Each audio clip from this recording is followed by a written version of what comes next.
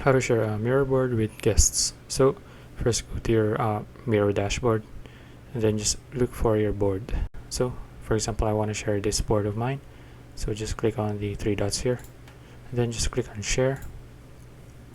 After that, you can type in their email here so they can be invited.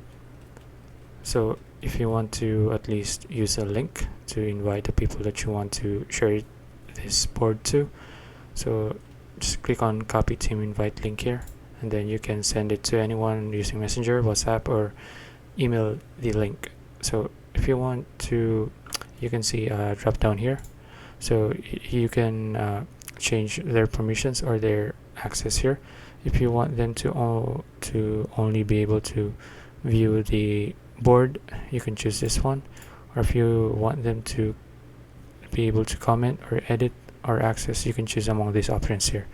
So that's it. If you found this video useful, please like and subscribe for more videos like this. See you in the next one.